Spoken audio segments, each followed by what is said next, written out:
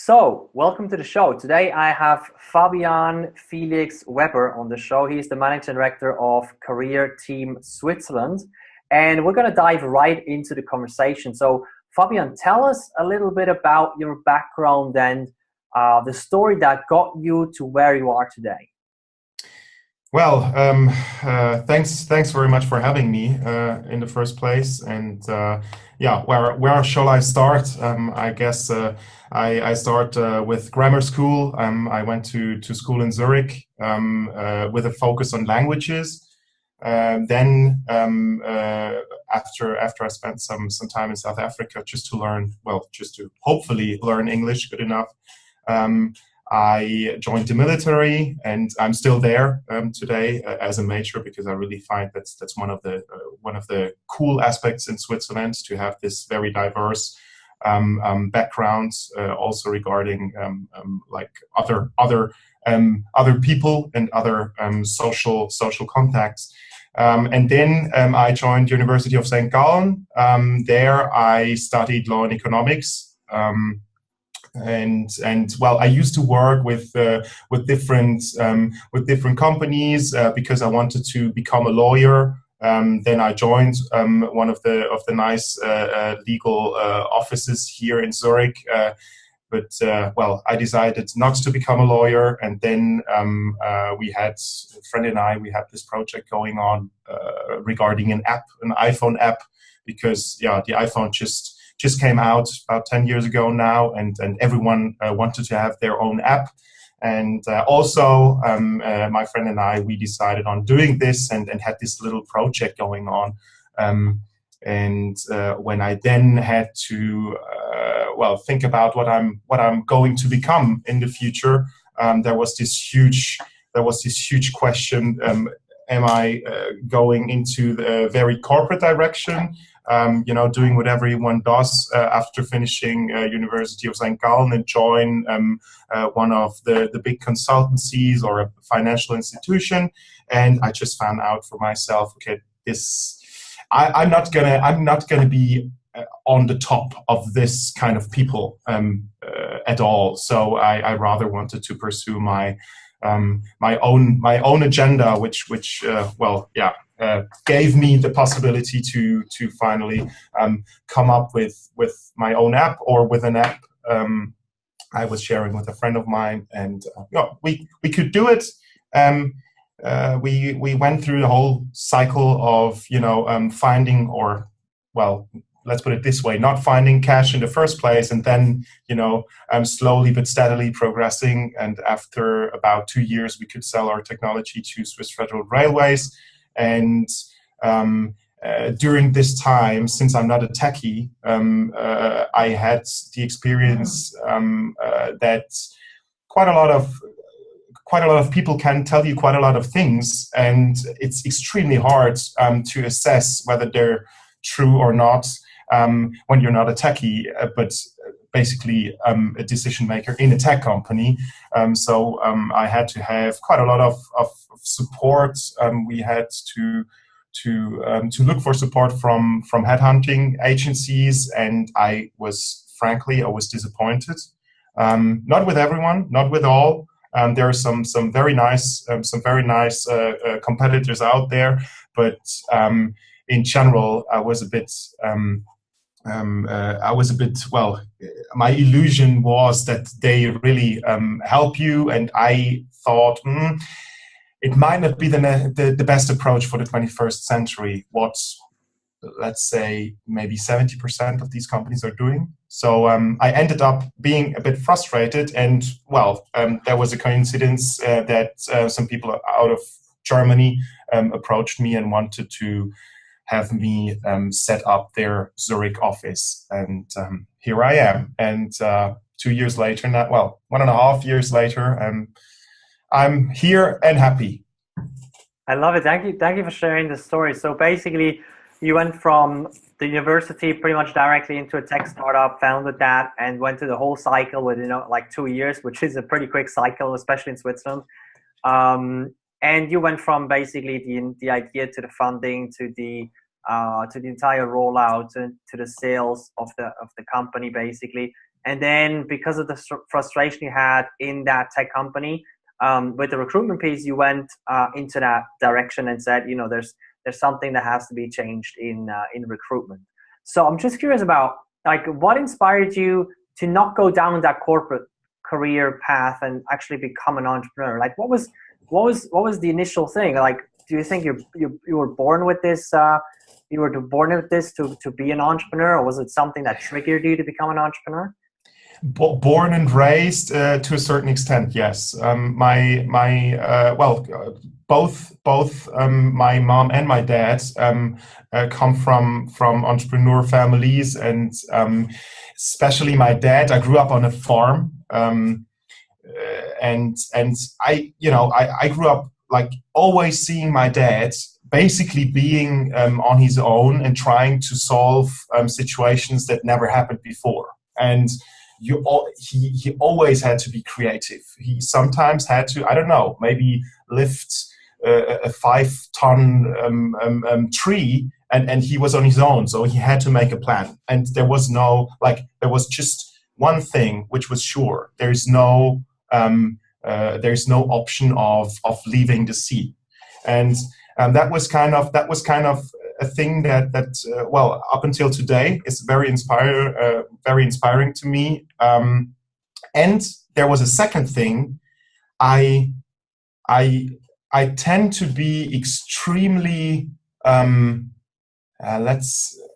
extremely lazy. Let's put it this way. When it comes to topics, I don't have to account for. So I really have to put myself into a position where a question could be, am I able to, I don't know, buy my own lunch in 4 weeks from now? And if this question has, a certain probability of a no, then I'm in the right spots. Then I'm, then I feel I really have to do something, and then usually it turns out to be good. I think it's really a question of personality. So you need that constant challenge to be able to grow, and you need to be constantly living at this at this edge, like many entrepreneurs do. It's that thrill of living at the edge, and that thrill of being able to create something out of nothing, and just that entrepreneurial lifestyle is what really fires you up. That's what I sense. So that's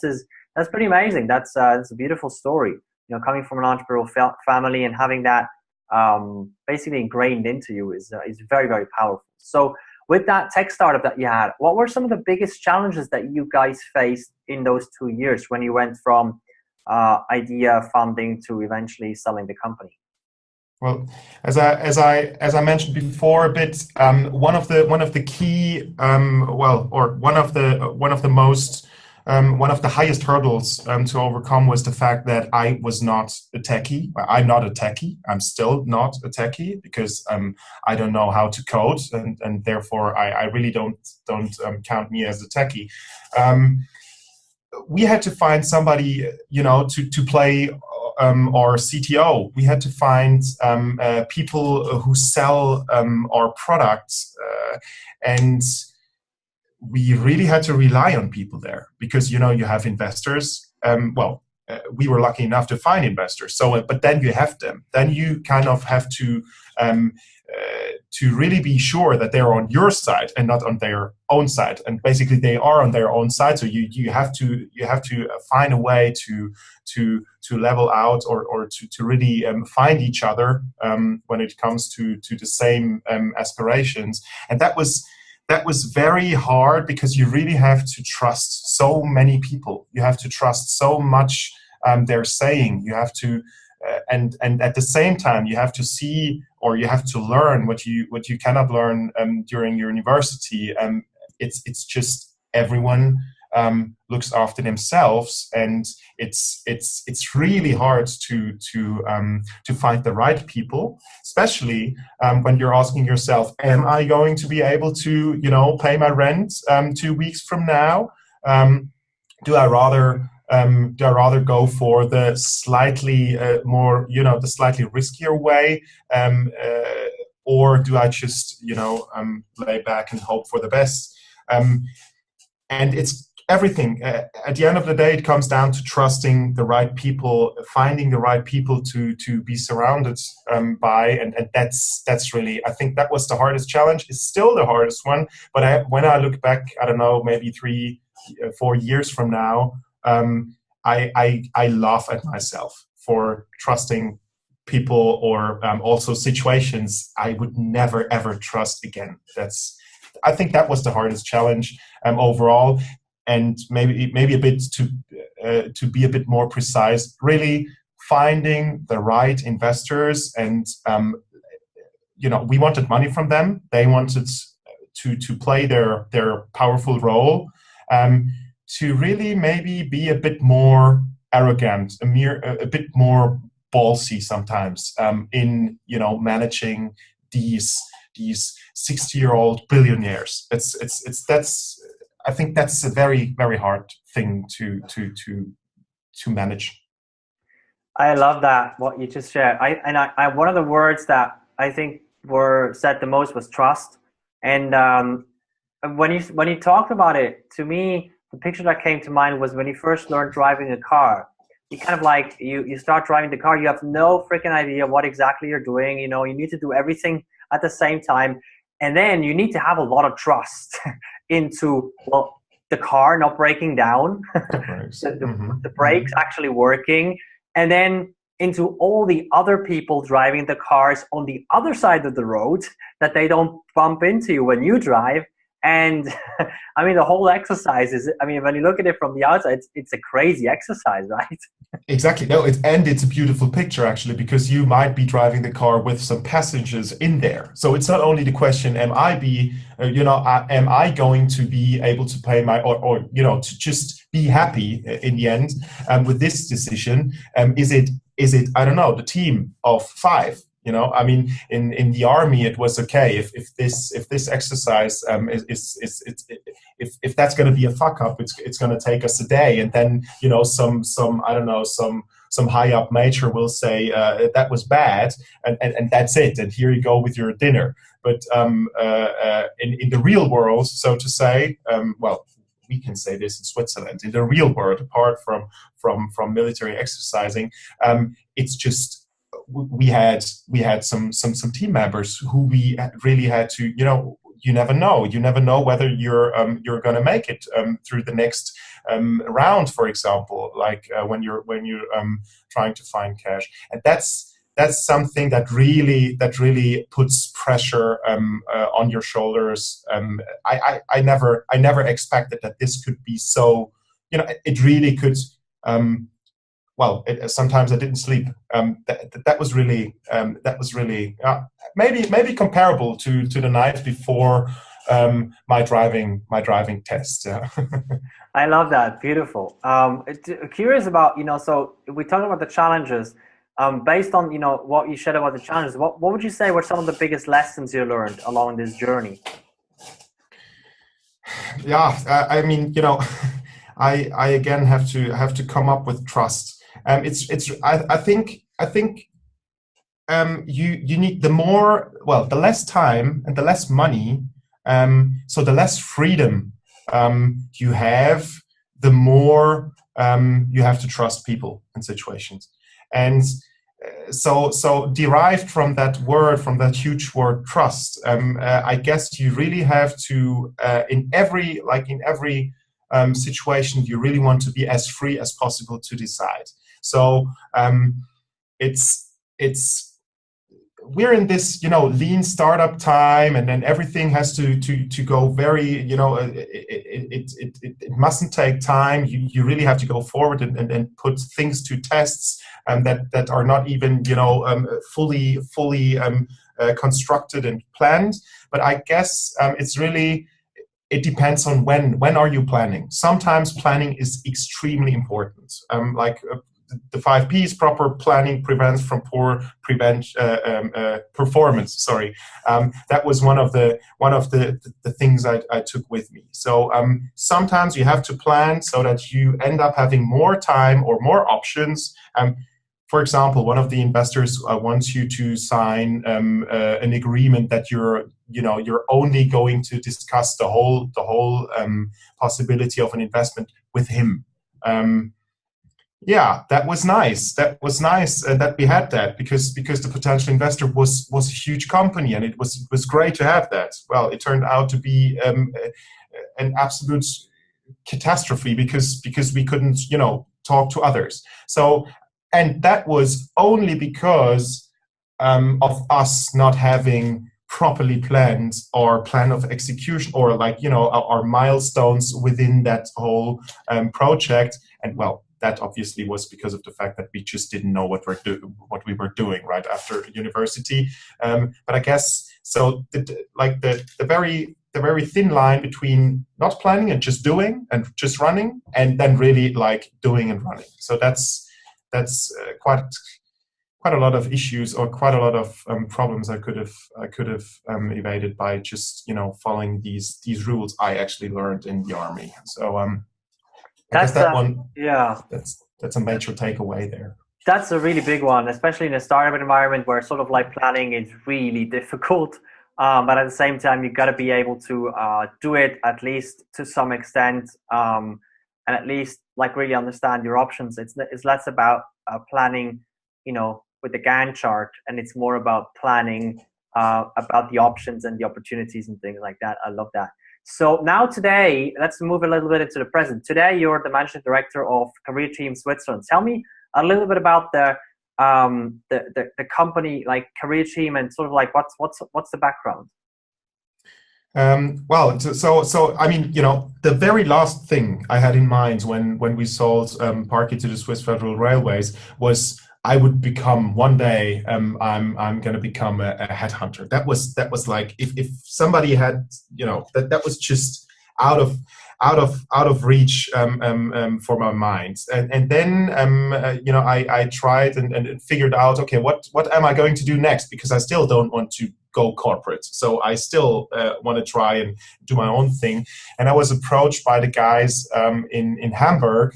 Now, CareerTeam used to be an internal active sourcing unit of a huge company builder named Truventuro, and they got they're quite big in e-commerce and in travel, platforms. You can maybe Finanzcheck or Dreamline's one of the biggest portals, or I think it's the world's biggest portals when it comes to cruise ship cruises.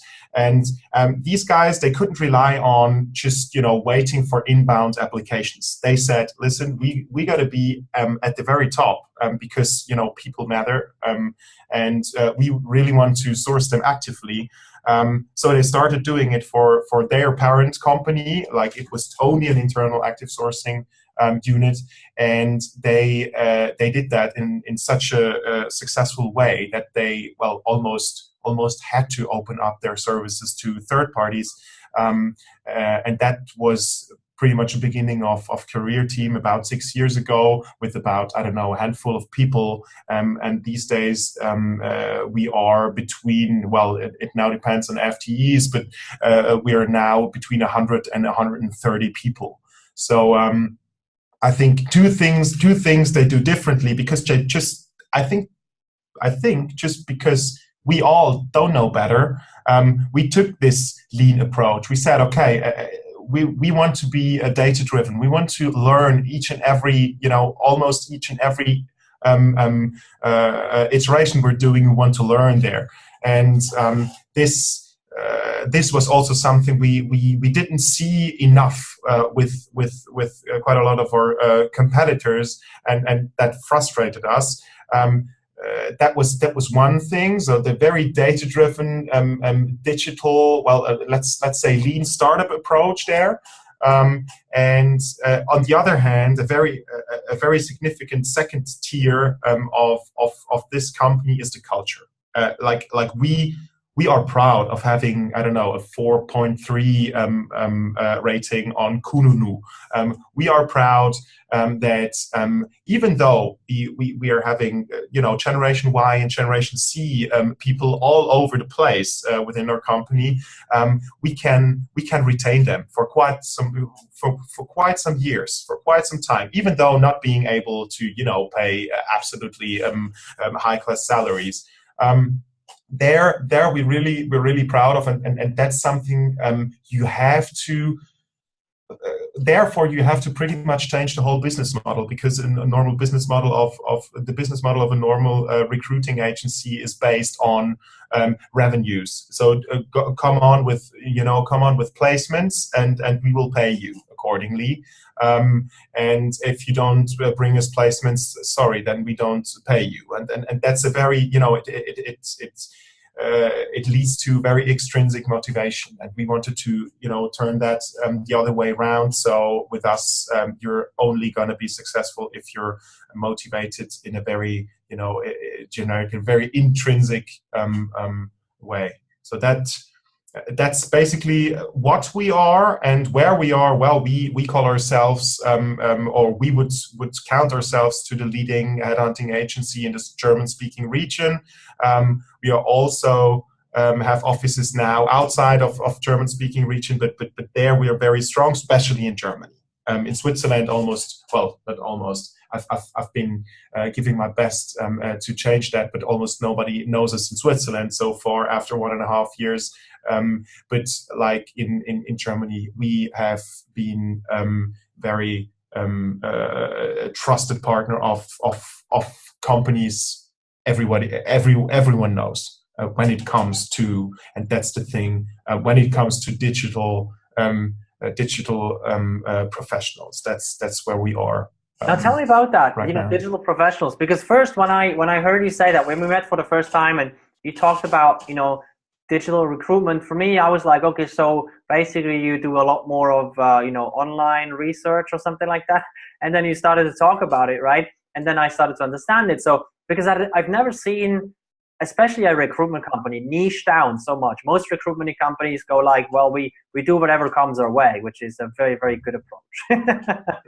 Well, it's, basically, you always have to, also maybe slightly a little bit derived from that lean startup theory.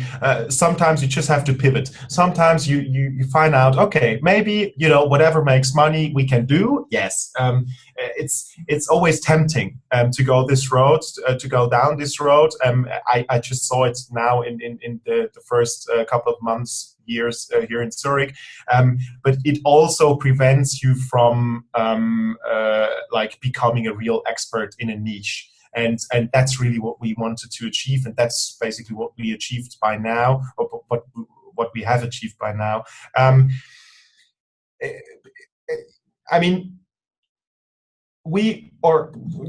Everyone with us is very sure that in the next couple of years, quite a lot of algorithms and robots and so on will take away jobs from quite a lot of people.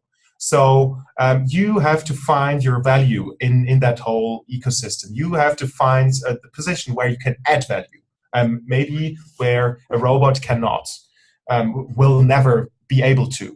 I don't know, but that's something you have to look for. And there we said, okay, let's then analyze the whole HR process. Knowing people is a key thing. And knowing how to handle people is a key thing. We all know that when you're hiring somebody, maybe his nose is not, you don't like his nose, so that could be a reason for not having him, no matter what that algorithm or something says.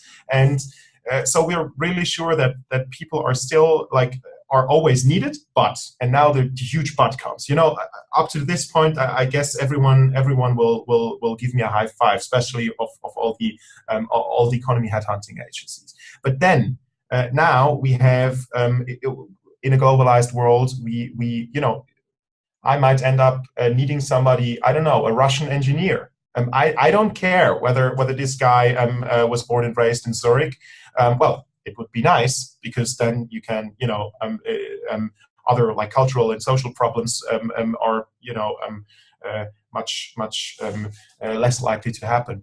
But in a globalized world, you have to make use of the internet as, I don't know, the Amazons and the eBays and so on of this world, or let's put it this way in Swiss terms, as the Ricardo and the Galaxus and the Syrup in this world do it. And there you can make use of technology, and you can maybe find a way to find hundreds or even thousands of channels through which you can find people in my industry now. So and never forgetting that that human being is still in the center. So I mean, okay, we're talking now to each other via Skype. That's for example, or via some other program. But it's still very important for us to, from time to time, maybe meet and shake hands and stuff like that. So also here, it's a very thin line between just doing all that algorithm bullshit everyone keeps on coming up with. My algorithm can do this and that, and I can match your personality with that other one. And I've had so many Tinder dates in my life. It only comes to a certain, it just works up to a certain point, and then human being must kick in again. And that's something we've been elaborating on. Where is the line? And the line goes extremely well in a very, very fast, very fast into the digital direction, but it's still, I'd say it's still somewhere in the middle, and it will always be. I'm curious about that, because so many industries now with this digitalization and with all the new tech and all the emerging tech that's coming now, and that's really taking a foothold. I mean, things dramatically change, and I've had so many conversations about where industries are going. So I'm really curious about, because I come from recruitment, right? I've done 10 years of my recruitment duty, and I'm really curious about what you have to say about recruitment, and I guess sort of like from different perspectives. One of them is, let's maybe not talk about the unskilled labor or whatever you want to call it. Let's maybe talk about the professionals and the executives, because I'm really curious about what your idea about the future is. So for the professionals, let's talk about IT, let's talk about tech. I mean, do you think we're going to get to a point where everything can be automated and everything can be digitalized in terms of skill matching and things like that? Or do you still think that there is a huge part in there that requires a human interaction? So let's just talk about the professional side first, and then the executive. I think there is it's always as an entrepreneur, or especially in the digital field, you have to have two hearts. One goes for all the techie, all the algorithm-based stuff, and conversion rates and A/B testing and stuff like that, like data-driven. Hard data. It also makes it way easier to discuss things, because you can just come up with an Excel sheet or something like that. That you really have to believe in the power of these of this data. But you always have to be, you always have to be sure that it's limited. I mean, I don't know, maybe big data brought us the financial crisis and stuff like that. So it's not always sure you can completely rely on it. And so I think it's a permanent inner fight between the two hearts. And there you have to find your way. I believe that all that stuff that has been said and is being said about the matching, the automatic matching, and all these platforms and tools you can make use of. I'm fine with that. But I guess it's very limited in the end, because I mean, we can come up with all kind of new approaches, but in the end, like my example with the nose, in the end, it's still the head of HR or the line manager still says, yeah, I'm not sure about the motivation, I'm not sure about whether the person, the profile could fit in the team and stuff like that. So it's going to become more important. All the tools and everything. I mean, look at it with all the social media. Nobody would say, I don't know. For example, Facebook. Facebook. It used to be more important to me. Now it became just like a news channel, basically, or maybe for some events. It's also quite nice. But in the end, it's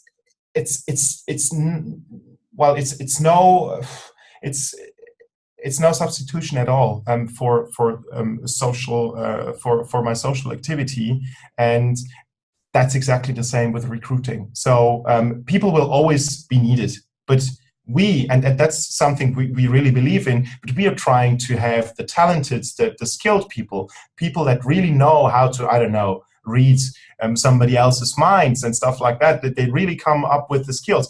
We really want to focus their skills on doing exactly this, and not, I don't know, going through LinkedIn for days and just, searching. That's something our technology can do. That's something our tool we developed ourselves can do. So we need a couple of skilled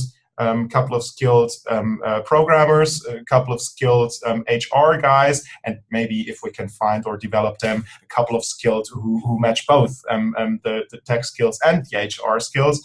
And then we will go on like that, and there will always be work for this kind of people.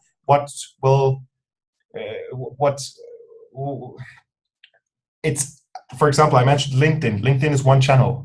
We now are at a stage where we have 60 channels. So because we exactly know that this approach provokes with some engineers, for example, it provokes the fact that they are going to hide because they know, some headhunter is after me. I want to be alone for I don't know, the next 2 weeks because I'm really happy with my job.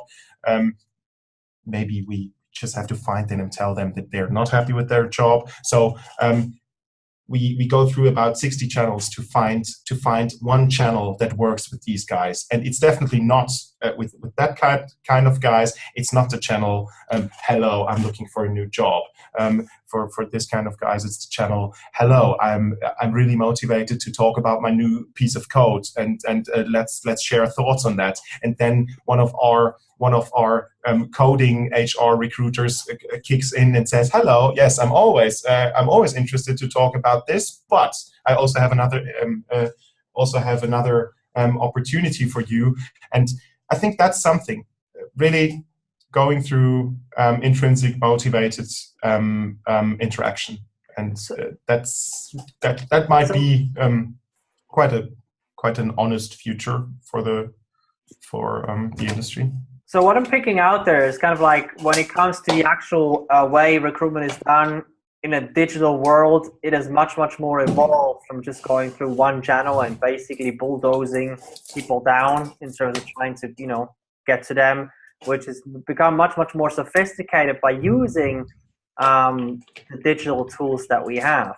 Now, there's always this debate, and I guess you're always taking part in this debate as well in your daily life and job.